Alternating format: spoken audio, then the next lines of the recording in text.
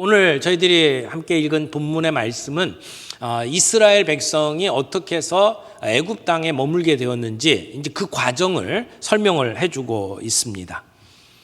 하나님께서 모든 형제들 먼저 요셉을 애굽에 보내시고 그래서 그곳에서 애굽의 총리가 되게 하셔서 이 기근의 때를 준비하게 하셨고 그래서 하나님의 백성들로 하여금 살아날 수 있는 길을 마련해 주셨다. 이것이 요셉이 자기의 인생을 해석하는 내용이었습니다.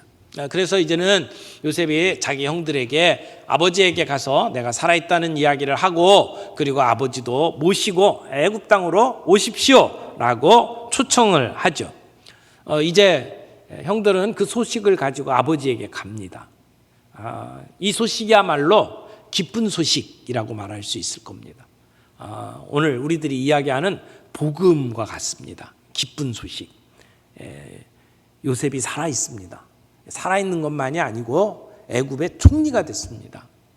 그리고 지금 우리 온 가족을 애굽으로 초청했습니다. 이게 그들이 가지고 가는 메시지의 내용이죠. 오늘 이 복음을 들고 아버지에게 가는 이 형제들의 모습, 이것을 보면 이 땅에서 우리가 전하는 복음의 내용이 무엇인지, 그리고 복음을 전할 때에 우리에게 다가오는 어려움들이 무엇이 있고 그것을 어떻게 극복하면서 복음을 전해야 되는지 우리는 그 내용들을 좀 살펴볼 수 있다고 생각을 합니다. 이 말씀을 세 가지 관점에서 정리하겠습니다. 첫 번째는 야곱의 가정을 위해서 문을 연 대제국 애굽에 대해서 함께 살펴봅니다. 요셉이 이제 애굽에서 형들을 만났죠. 그곳에서 형들을 시험했어요. 형들의 마음속에 얼마나 뉘우침이 있는지, 그리고 그들이 형제들을 얼마나 사랑하고 아버지를 얼마나 사랑하는지를 시험해보는 시간들을 가졌어요. 그래서 요셉은 그 일을 위해서 일을 만들고 스스로 연극을 했죠. 자기가 누군지를 밝히지는 않았습니다. 그런 다음에 그들의 속마음을 알게 된 요셉이 드디어 자기의 신분을 밝힙니다. 그리고 지금 내가 여기 있게 된 것은 하나님의 섭리에 의한 겁니다. 나를 애굽 땅으로 이렇게 팔아 넘긴 것이 형들일지 모르지만 하나님이 나를 이 애굽에 오도록 만드셨습니다. 그리고 우리 모든 가족들을 구원하기 위해서, 하나님 나라 백성을 구원하기 위해서 하나님이 나를 먼저 이곳에 보내셨다라고 이야기를 하는 겁니다. 그러면서 이제 형들에게 부탁을 하죠. 아버지에게 가서 이 기쁜 소식을 전하고 아버지를 모시고 가라. 근데 이렇게 부탁하는 내용이 이 요셉의 요청이었죠. 요셉의 형들이 애굽에 왔다라고 하는 소식이 바로 왕에게 들렸습니다. 그런데 요셉과 형제들이 어떤 내용을 주고받았는지는 알 수가 없었을 거예요. 요셉이 자기의 정체를 드러낼 때에 모든 사람을 다 물리고 형제들하고만 만났어요. 거기서 울면서 자기의 정체를 밝혔죠. 그리고 형들이 이 요셉에게 왔다라고 하는 그 소식이 바로의 궁에 들리게 되었습니다. 요셉의 형제들이 왔다라고 하는 것을 바로와 그의 신하들이 아주 기뻐했어요. 지금까지 우리가 이렇게 흉년을 만났지만 버틸 수 있도록 만든 것이 바로 요셉 때문이다. 요셉에게 나름대로 은혜를 입었다라고 생각하는 사람들이기 때문에 요셉의 형제들이 왔다라고 하는 것을 기뻐했을 겁니다. 하지만 아마 요셉이 그 형제들과 만난 그 배경에 형들이 요셉을 팔아서 요셉이 노예로 애굽에 왔다라고 하는 이야기까지는 아마 얘기하지 않았을 것 같아요. 형제들 사이에 있었던 그 어두운 과거들 굳이 이야기해가지고 아마 그 내용을 바로가 알았더라면 그 야곱의 집을 얼마나 우습게 알겠습니까? 아마 저 집안은 콩가루 집안이구나 아마 이렇게 생각을 했을 것 같아요. 그래서 이 이야기를 쭉 정리를 하면서 그 형들이 팔아가지고 여기까지 온 이야기를 했을까라고 하는 궁금증이 생기기도 합니다. 어쨌든 그 형제들이 왔고 그 형제들이 왔다는 소식을 들었던 바로와 신하들이 기뻐하면서 이 이야기를 합니다. 18절 이후에 보게 되면 바로가 요셉에게 명하죠. 이제 너희 가족을 다 이끌고 와라. 이 애굽의 좋은 땅을 너에게 주겠다. 그리고 이 나라의 기름진 것을 너희가 먹을 것이다. 그리고 너희 가족들을 데려올 수 있도록 내가 수레를 줄 테니까 가서 데리고 와라. 이렇게 이야기를 합니다. 그러니까 요셉이 형제들에게 했던 이야기, 이제 속히 가서 아버지를 모시고 와라 라고 하는 얘기와 이 바로 왕이 이 가족들에게 가서 아버지를 모시고 오라고 이야기한 말이 일치가 됐죠. 아마 요셉이 그런 명령을 했는지 그것을 바로 왕이 알았는지 모르지만, 그러나 바로 왕은 그 요셉의 가족들에게 후의를 베풀고 그들을 선대하려고 작정을 한 것 같아요. 사실 지금 애굽이 다른 나라 많은 나라들이 다 기근으로 인해서 어려움을 겪고 있는데 애굽만 풍요롭잖아요. 모든 나라 위에 애굽의 위상이 든든히 세워졌잖아요. 이렇게 강력한 통치를 이룰 수 있도록 만들었던 것은 요셉의 덕분이었습니다. 그러므로 요셉의 가족들이 왔다라고 하는 것은 요셉에게 그 은혜를 다시 되갚을 수 있는 좋은 기회가 생겼다라고 하는 것과 다름이 없을 거예요. 그 좋은 기회를 바로가 놓칠 리가 없죠. 그래서 그들에게 이렇게 후의를 베풀면서 가서 아버지를 모시고 와라. 우리 이 애굽 땅의 좋은 땅을 너에게 주리라. 이렇게 이야기를 합니다. 바로와 애굽 사람들이 마음을 열고 요셉의 가족들을 초청을 하는 겁니다. 사실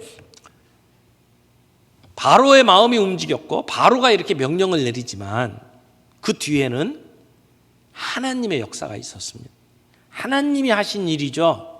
그리고 이 사건은 이미 과거에 예언이 돼 있던 사건입니다. 아브라함에게 너희들이 이방 나라에 가서 객이 되리라 라고 이미 예언을 하셨고 그 예언이 지금 성취되는 과정 속에 있어요. 그러므로 지금 이 애굽의 문을 여시는 분은 하나님이셔요. 하나님이 이 백성들을 이끌고 애굽에 품으시는 겁니다. 이스라엘 백성들이 만약 가나안 땅에 계속 있었다면 어떤 일이 벌어질까요? 가나안 땅은 굉장히 혼합이 잘 되는 문화예요. 그래서 그 땅에서 이스라엘 백성들이 번성하게 되면 지금은 가족들의 명단이 이제 다음 장에 애굽에 간 사람 명단이 나옵니다만 한 70명 정도밖에 되질 않거든요. 그런데 애굽에서 나올 때는 남자들만 60만이에요. 엄청난 숫자로 늘어난 거거든요. 근데 그런 그 과정들이 가나안 땅에서 이루어졌다라고 생각을 해보세요. 그러면 객으로 그 가나안 땅에 머물면서 이스라엘 백성들이 급성장하는 모습을 가나안 사람들이 가만히 두지를 않았을 거라고 생각을 합니다. 그리고 이스라엘이 자기의 정체성을 유지하기가 굉장히 힘들었을 거예요. 이미 유다가 가나안 사람과 결혼을 했고 피가 섞이잖아요. 그러니까 금방 이스라엘의 정체성이 사라지고 그들의 백성의 핏줄이 끊겼을 거라고 생각을 합니다. 그런데 하나님께서 그들을 어디로 데리고 가셨어요? 애굽으로 데리고 갑니다. 근데 애굽은 이 애굽 사람들은 이 히브리 사람들, 이 야곱의 가족들을 내려보는 사람들이에요. 그래서 요셉에게 형제들이 왔을 때에도 식사하는데 아예 그 사람들 자리를 따로 만들어줬어요. 밥도 같이 안 먹는 그러한 문화였습니다. 그러니까 그들이 애굽에 가더라도 그들의 피가 섞일 일이 없었어요. 그들 땅에서 그들만의 문화가 지켜질 수 있었던 거죠. 하나님께서는 그런 계획으로 그들을 품고 그들을 민족으로 키워나가기 위해서 애굽으로 데리고 가는 과정이었다고 말할 수 있을 겁니다. 그러나 오늘 본문에서는 그들이 왜 애굽으로 가서 그렇게 정착해야 되는지 그 이유를 분명하게 드러내어서 설명하고 있지는 않습니다. 단지 그들이 애굽으로 가서 그들의 좋은 것들을 취하게 되는 과정으로 설명을 하고 있는 것이죠. 여러분, 가난, 기근, 너무나 힘든 시간을 보내고 있던 야곱의 가족들이 애굽으로 가서 평안하게 먹고 살 수 있도록 하나님이 만드셨다. 이건 풍요로 인도하시는 하나님의 은혜입니다. 줄인 자에게 먹을 것을 주시는 하나님의 은혜, 우는 자의 슬픔을 씻어주시는 하나님의 은혜.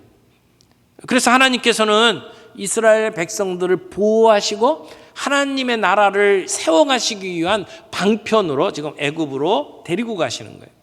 예전에 아브라함이 애굽에 갔었죠. 그때는 하나님께 여쭈어보지도 않고 불신함으로 갔습니다. 그 땅에 기근이 일어났고 먹고 살기 위해서 애굽으로 건너갔어요. 가가지고 자기의 아내를 누이라고 속였죠. 이건 아브라함의 실수입니다. 그 다음에 이삭도 똑같은 일을 했죠. 똑같은 일을 했고 똑같은 실수를 했어요.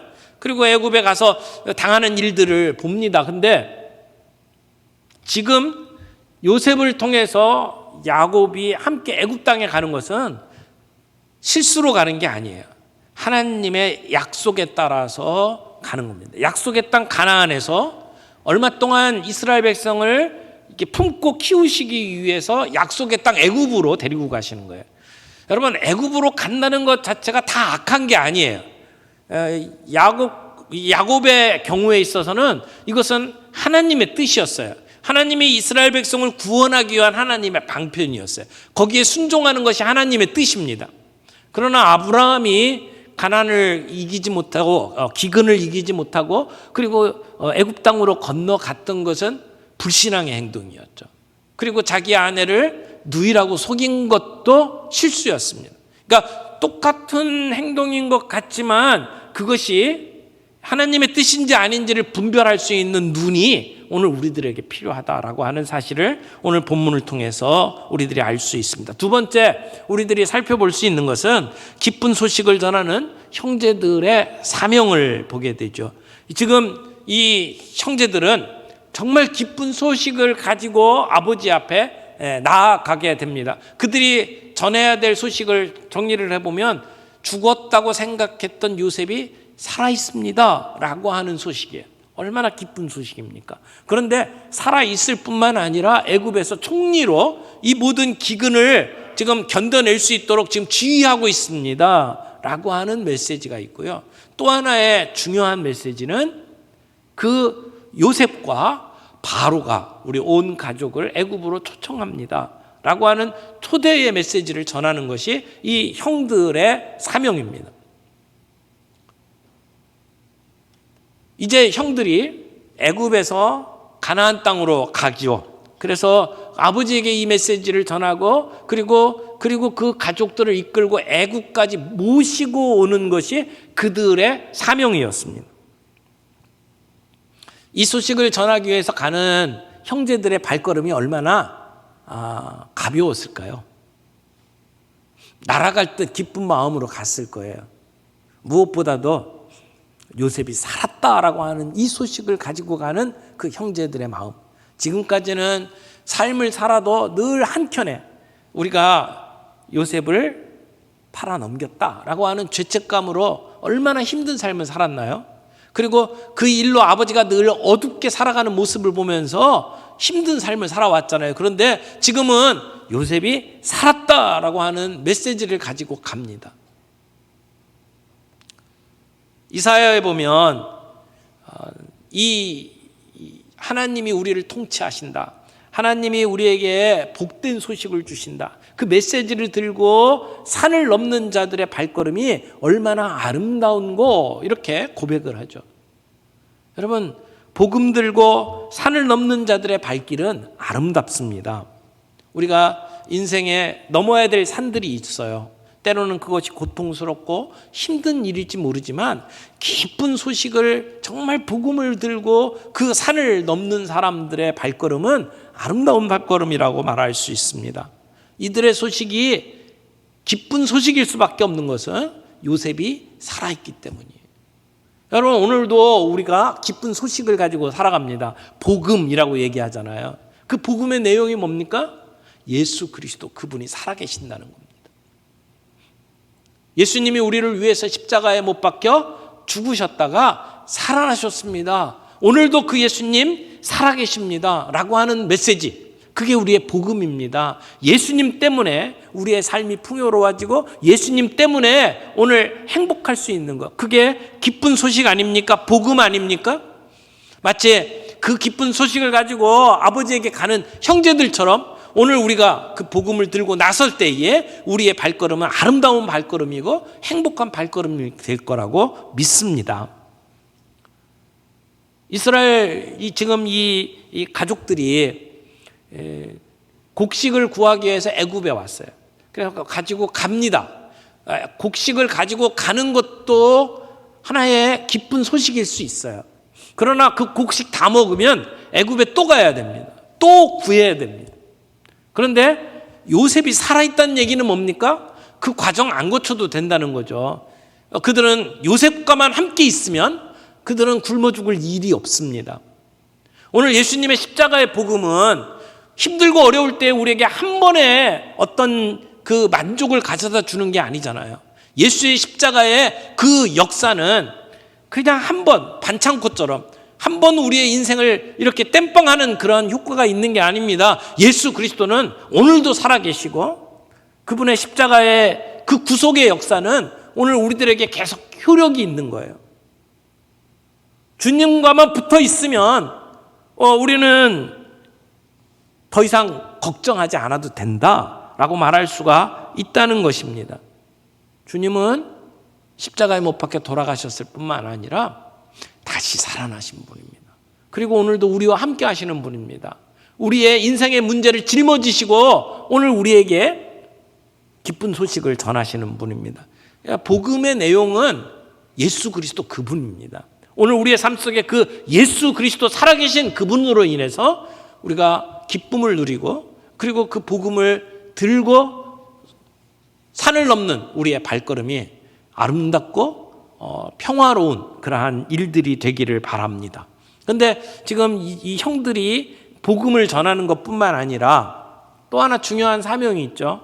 온 가족들을 이제 애굽으로 이주시키는 일입니다. 그러려면 아버지에게 이 소식을 전하고 아버지가 믿어줘야 돼요. 근데 아버지가 얼마나 완고합니까? 베냐민을 데리고 애굽에 가야 한다 할 때도 얼마나 고집을 피웠습니까? 안 된다고 막아섰던 아버지. 지금 가서 요셉이 살아있습니다 라고 얘기하면 그걸 믿겠어요? 요셉 살아있고 요셉이 우리를 초청했습니다. 이제 애굽으로 가야 합니다. 그러면 그 아버지가 선뜻 따라갈까? 이런 생각이 들 거예요. 또 하나 그 아버지 그러니까 아브라함과 이삭의 사건들을 통해서 애굽으로 내려가는 걸 하나님이 원하시지 않는다라고 하는 그런 생각들이 있을 거라고요. 그리고 이제 내 나이 다 늙어가지고 무슨 낙을 보겠다고 애굽까지 가냐. 그래서 버티고 앉아있으면 아무리 요셉이 초청을 했어도 못 갈 거예요. 아버지를 설득하는 일이 이 형제들의 큰 숙제죠.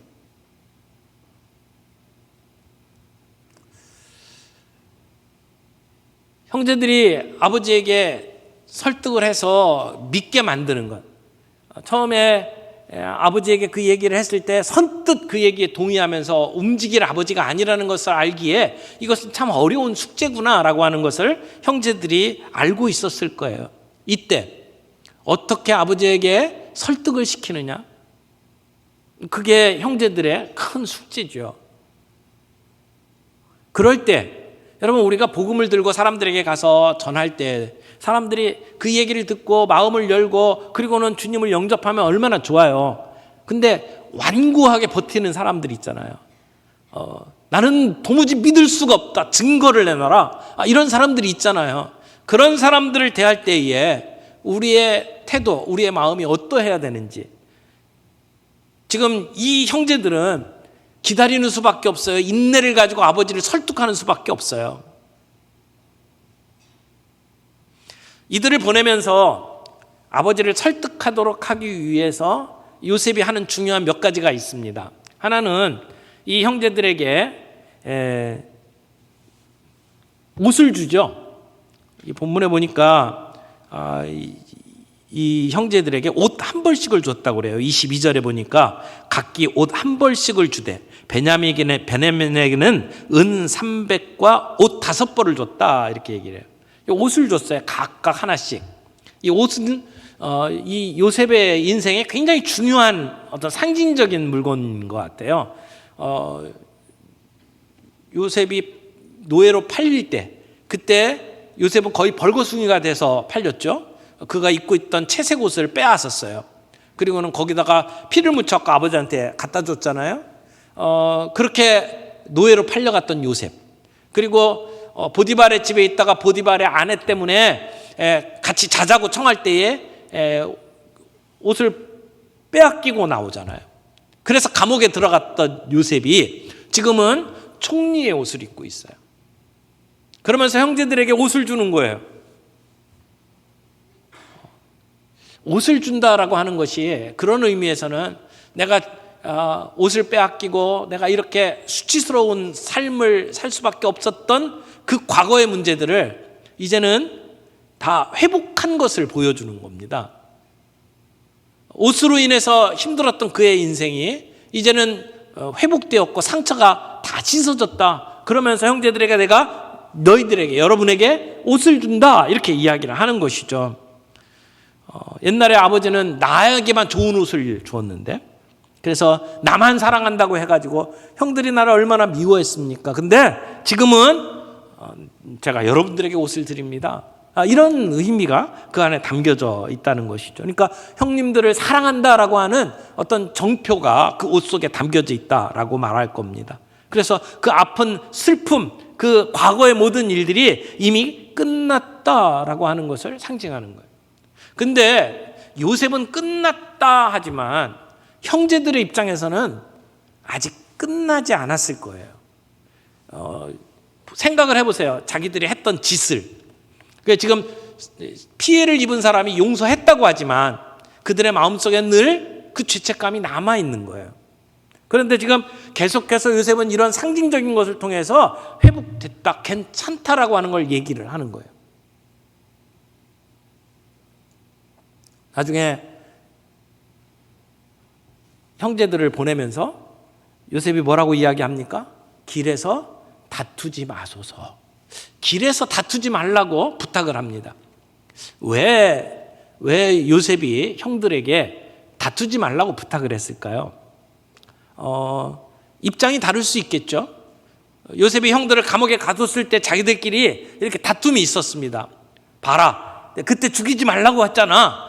악한 일 하지 말라고 했잖아 했던 막아섰던 사람과 그 일을 저질렀던 사람들의 입장이 좀 다르죠. 그래서 그런 이야기들이 있었단 말이에요.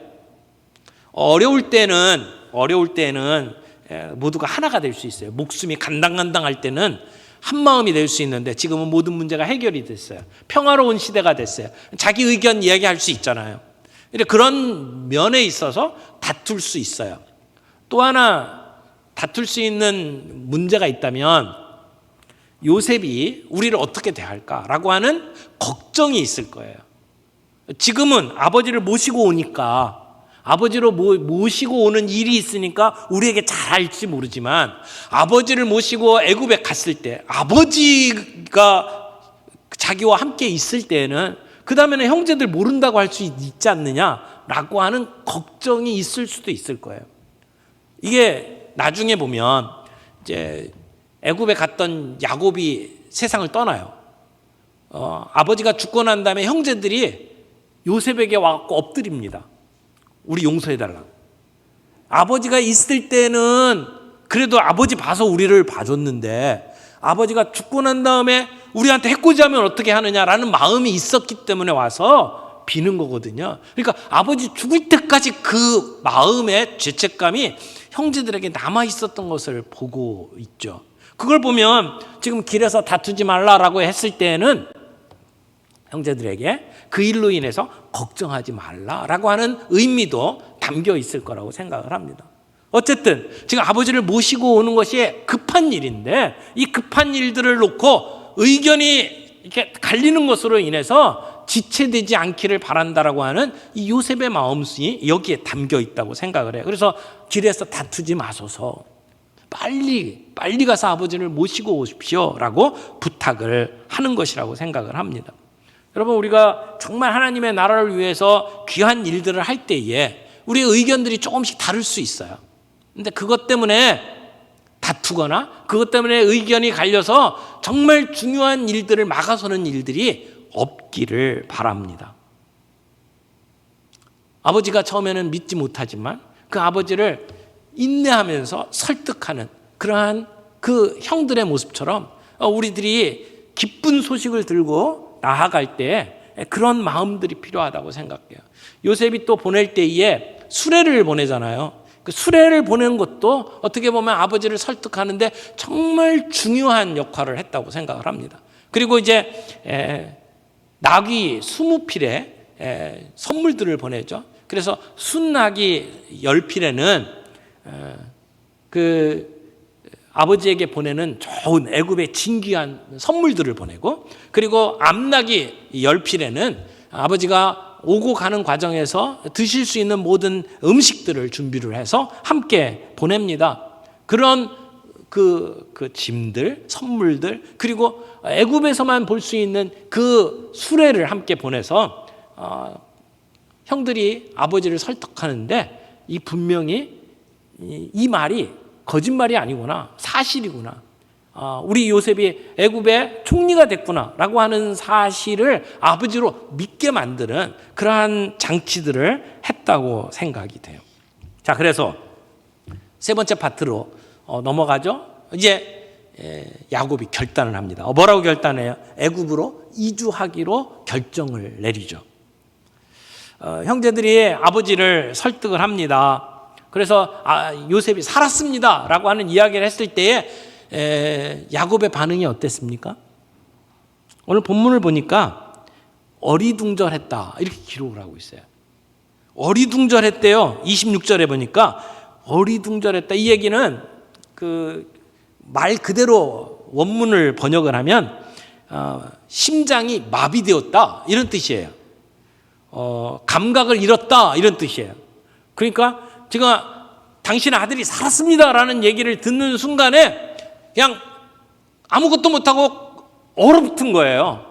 어떻게 보면 우리말 표현에 기절초풍했다 이런 표현하고 같은 말이 아닐까 생각을 합니다. 20년 훨씬 넘어서 죽었다고 생각했던 그 아들이, 그것 때문에 내가 얼마나 힘든 시간을 보냈는데 근데 그 아들이 살아있다는 거예요. 그것도 그냥 살아있는 게 아니고 애굽의 총리가 되어서 지금 이 모든 문제들을 해결하는 위치에 있단 말이에요. 믿겨지지 않는 얘기죠. 믿을 수가 없었을 거예요. 어떻게 보면 지금까지 절망하고 낙담하고 포기했던 인생에 새로운 희망이 있는 거 아니에요. 믿을 수 없는 일이 벌어진 거예요. 근데 그걸 믿을 수가 없는데 어떻게 해서 믿게 됐다고요? 보니까 데리고 온 형제들이 함께 온 수레를 보니까 그 수레는 애굽에만 있는 수레예요. 그것도 왕궁에 있는 수레. 이 팔레스타인 지역에서는 그런 수레가 없었어요. 근데 애굽의 왕국에서 사용하는 수레가 떡하니 자기 집에 와 있는 거예요. 그걸 보고서야 이 말이 진짠가 보다 라고 야곱이 받아들였다는 말이에요. 그래서 거의 심장마비가 올 정도로 충격을 받았던 야곱이 그 수레를 보고 새로운 힘을 얻습니다. 그리고는 이렇게 얘기합니다. 내 아들 요셉이 살아있으니 내가 죽기 전에 가서 이 요셉을 보리라 라고 이야기를 합니다. 죽었던 아들이 살아난 거죠. 어떻게 보면 부활의 사건과 다름이 없다고 생각을 합니다. 죽었던 아들이 살아 돌아온 거예요. 아마 한쪽 구석에는 야곱의 마음속에 그게 있었을 것 같아요. 요셉이 꿈을 꾸고 난 다음에 형들하고 아버지 앞에 와서 얘기했잖아요. 하늘에 해와 달 그리고 별들이 나한테 절하더이다. 곡식단들이 나한테 절했다라고 하는 이야기를 했을 때에 아버지가 그걸 마음에 담아두었다고 이야기를 합니다. 그걸 기억을 하고 있는 거예요. 근데 그런 예언이 있었는데, 그런 꿈이 있었는데, 아니 요셉이 죽었다니 말이 안 된다. 그래서 죽은 것으로 인한 슬픔이 있지만 동시에 혹시나라고 하는 생각들이 야곱 한편에는 있었을 거라고 생각을 합니다. 그래서 요셉이 살았다라는 얘기를 듣는 순간, 그러면 그렇지 하나님이 요셉을 죽일 리가 없어, 아마 이렇게 반응을 했을 수도 있다고 생각이 돼요. 이제 요셉을 보기 위해서 애굽으로 가겠다라고 야곱이 결정을 내립니다. 이것은 그냥 아버지로서 내리는 결정이 아니고 온 가족들을 이끌고 있는 가장으로서 내리는 결정입니다. 우리 가족원 구성원 모두가 함께 가야 하는 결정을 내리는 것이죠. 슬픔 속에서 지금까지 살아왔지만 이제는 때가 된 거예요. 그래서 하나님께서 우리 모든 가족들을 애굽 땅으로 이끄시는구나라고 하는 확신을 가지고 내가 죽기 전에 가서 요셉을 보리라 라고 이야기를 합니다. 그래서 이 야곱의 하는 말 속에 28절에 보니까 조카도다라는 말을 해요. 조카도다. 만족한다는 거죠. 이 조카도다라고 하는 말의 원뜻을 보니까 풍성하다, 흡족하다 이런 뜻이 있더라고요. 그러니까 우리말로 표현하면 이런 얘기일 거예요.